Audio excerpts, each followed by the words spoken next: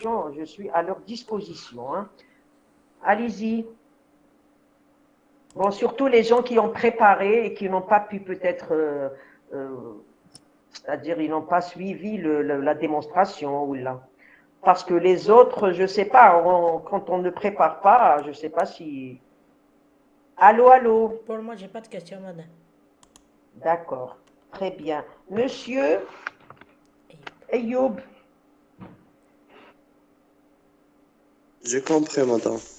ça va, vous avez compris? Non, n'hésitez pas à poser, n'hésitez pas à poser des questions. C'est une occasion pour poser des questions.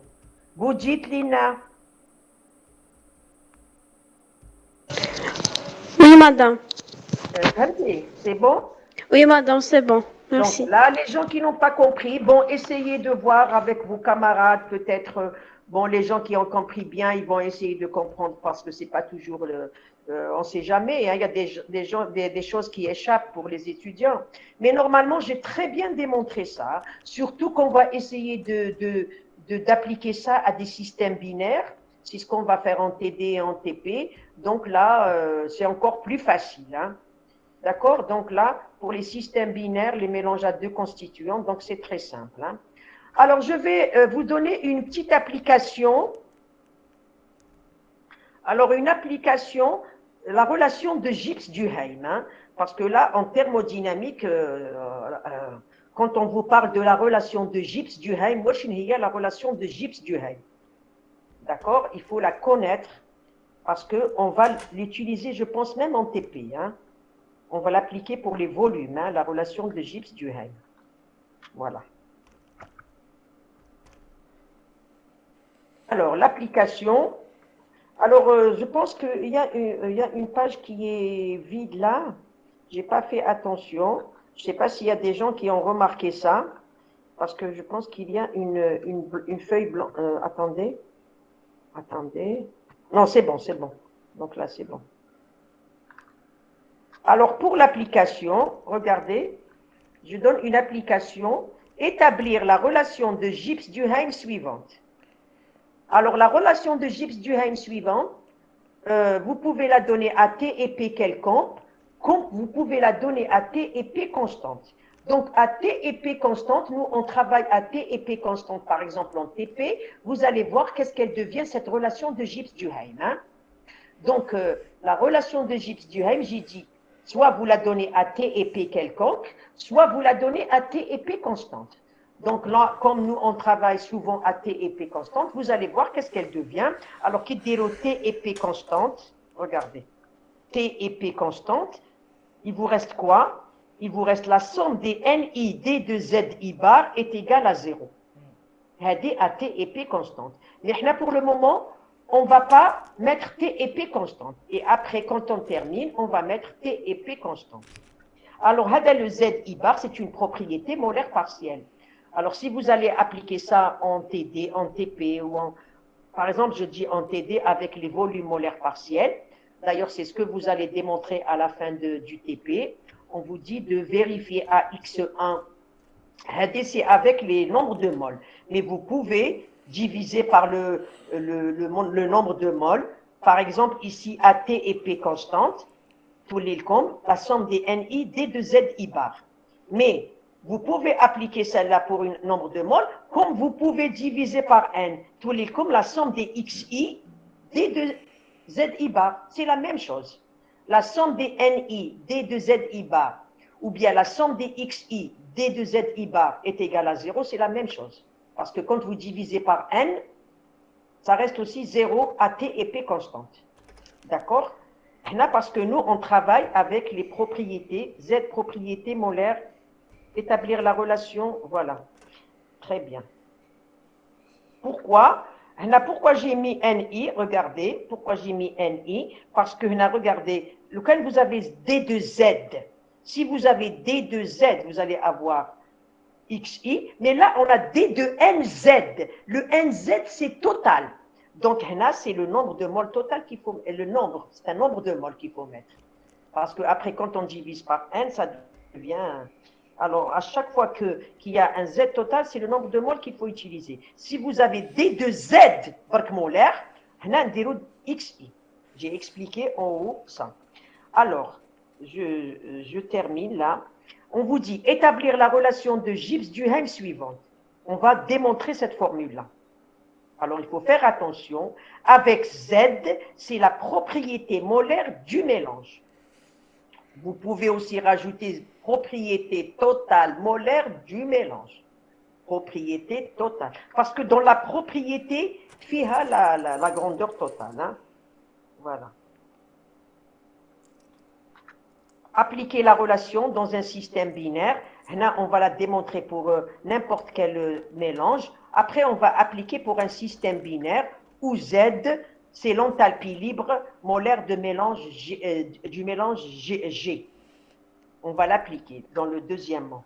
Alors, on va répondre à la question numéro 1. Alors, soit un mélange à M constituants. Alors, je vais démontrer la première. Hein. Alors, si Z total est la propriété totale du mélange. Alors, j'écris Z total est égal à N fois Z.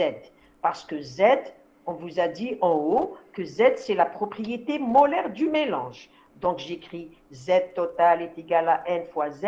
Ou Hadi, c'est ce qu'on vous a donné. C'est la formule de l'air. Si vous remontez en haut dans le cours.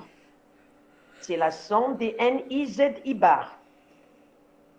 C'est ce qu'on a fait aujourd'hui, c'est un peu plus haut. Avec ZI bar, c'est la propriété molaire partielle du composé I. C'est des définitions, c'est la formule de l'air. La différentielle de Z total s'écrit comme suit.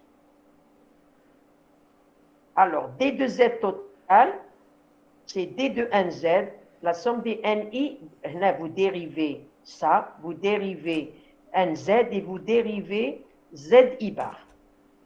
Hein?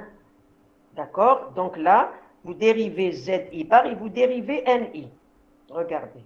Parce que quand vous dérivez NI, ZI bar, vous dérivez NI, vous laissez ZI bar constant, vous dérivez ZI, vous laissez NI. C'est ce que j'ai fait ici.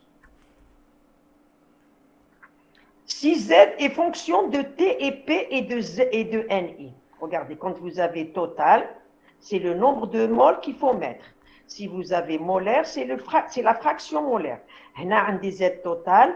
Donc, quand je vais dériver, et imaginez ça, donc D de NZ, DT, D de NZ, DP, voilà, c'est des formules qu'on a revues plusieurs fois en haut, à chaque fois dans les chapitres précédents. Hein. Là, juste, il y a quelque chose qui, la somme D de NZ, D de Z, D de NI, là, TP. Alors, qu'est-ce qu'on a oublié ici, là? Bon, on n'a pas mis quelque chose ici. J'ai oublié quelque chose là. NG différent de E. Le J, NJ, J différent de I. J'ai oublié le NJ, Naya. D'accord? TPDNI, NJ. Donc là, il y a quelque chose, je ne sais pas, c'est parce que ce n'est pas bien peut-être apparu ici. Hein? D'accord? Voilà. Alors, vous faites l'égalité de 1 et 2. Hadi, c'est l'équation 2. Regardez l'équation 1, c'est quoi l'équation 1? Haïlik, l'équation 1. J'écris D de Z total de deux manières. En donnant la formule de l'air et en dérivant. Hadi, c'est la formule qu'on donnait à chaque fois pour une grandeur, pour une fonction une fonction mathématique, Z, qui déroule la dérivée. Hadi, c'est les différentiels. C'est ce que vous avez fait même en première année, mais vous changez de fonction, c'est tout. Donc, vous faites 1 égale à 2. Quand vous faites 1 égale à 2, l'équation 1 égale à 2 est égale à ça. C'est-à-dire implique que ça est égal à ça. Tout ce qui est NI, comme la partie N, D de NI, D de NI, donc il vous reste la somme des NI, D de ZI bar est égale à ça. Bon, Hadi, c'est ce qu'on vous a demandé de montrer en haut dans la question numéro 1. Maintenant, à T et P constantes, la somme des NI, D de ZI bar, bon, la relation de Gibbs-Duhem, mais à T et P constantes, elle devient la somme de NI, D de ZI bar égale à 0. Donc, Vous, quand vous travaillez à T et P constante, c'est comme en TP, quand de vérifier la relation de Gibbs-Duhem, il faut appliquer celle-là. La somme des NI D de ZI bar égale à 0. Maintenant, si vous ne travaillez pas à T et P constante, c'est celle que vous avez en haut. Mais dans votre programme, en général, on travaille à T et P constante, par exemple en TP ou là en TD quand vous allez vous allez vérifier ça. D'accord? Donc, je vais m'arrêter un moment pour voir est-ce qu'il y a des étudiants qui n'ont pas compris jusque-là la démonstration. Allô, allô? C'est clair, madame. On a compris, madame, c'est clair. Très bien. Moi, je pense que ça, c'est très simple. Hein. Si vous allez revoir ça à tête reposée et si vous avez bien revu vos PDF, c'est-à-dire vu vos PDF. Moi, je pense que c'est très bien expliqué. Je vous assure qu'on n'avait pas ces cours bien expliqués comme ça avant, quand on était étudiant. On avait des notes en cours. Hein. Donc, c'est Z. Donc là, maintenant, si Z représente, bon, je vais quand même poser des questions. Donc, c'est tout le monde qui a compris. Je passe. Oui. Allô, allô. Oui, madame, passe. Yazwati, ça va? Oui, madame. Même tout? ML, Adil Abdullah. C'est bon? Donc, je passe. Hein? Il faut saisir l'occasion pour poser des questions aujourd'hui. Hein? Tant pis pour les gens qui ne... C'est bon? Donc, je passe. Alors, maintenant, on va appliquer ça à l'enthalpie, c'est-à-dire si Z est égal à G. C'est ce qu'on vous a dit dans l'exercice, dans la question 2. Donc, là, on a la formule. Alors, je vais appliquer ça quand T et P n'est pas constant. Regardez, si Z représente G, où est-ce que l'équation? Tous les D de NG, DT, voilà, D de NG, DP est égal à la somme des NI, D de GI bar. Parce que quand Z est G, ZI bar, il est GI bar. Et je sais que GI bar, si vous allez monter encore plus haut dans le cours, vous allez voir que GI bar, c'est mu I. C'est le potentiel chimique, c'est ce qu'on a dit en haut. Il faut bien revoir les cours. Hein.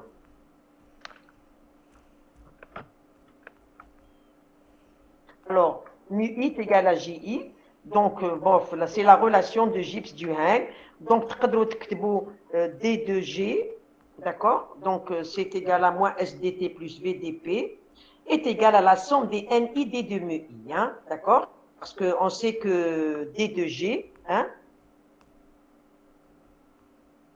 avec le Naya, c'est le volume total, hein? Donc là, si vous prenez Z total, donc il va y avoir, si vous prenez G total, ça va être, donc c'est D de 1G, donc ça va être moins SDT plus VDP. J'ai remplacé le G, mais ça, je l'ai donné en plus. Hein. L'essentiel, la relation de Gibbs-Duhem, wesh les à T et P constante, wesh les à T et P constante dans un système binaire. Qu'est-ce que je vais écrire dans un système binaire? Ce que j'ai rajouté ici, c'est en plus. Hein. C'est le D de G. Quand Z est égal à G, ou la Z est égal à Z molaire, donc il y a des D de G total, tous les moins SDT plus VDP. Les S et les V, c'est total. D'accord? Puisqu'on travaille avec les N, le nombre de moles. Donc, on a à T et P constante, si vous voulez encore remplacer, à T et P constante, vous voulez comme la somme des NI, D de mu I égale à 0. Parce que là, j'ai donné en plus la formule. Bon, ici, c'est dommage parce qu'on ne voit pas bien la suite, là. Attendez, je vais essayer de... Pardon. Alors, si Z, c'est le volume, regardez, si Z, comme c'est le volume molaire, hein, donc, je vais lire comme N1 D2V1 bar plus N2 D2V2 bar est égal à Z, est égal à 0. À T et P constante. C'est la relation de Gibbs-Duhem. Parce que nous, on l'a appliqué pour l'enthalpie, mais vous pouvez l'appliquer pour le volume molaire. C'est ce qu'on va voir dans le TP. Bon, je pense que Hada, c'est la fin. On va passer peut-être aux grandes... les grandeurs standards. Je vais expliquer en gros, parce que là, c'est des définitions qu'il faut connaître. Hein. Je vais m'arrêter un moment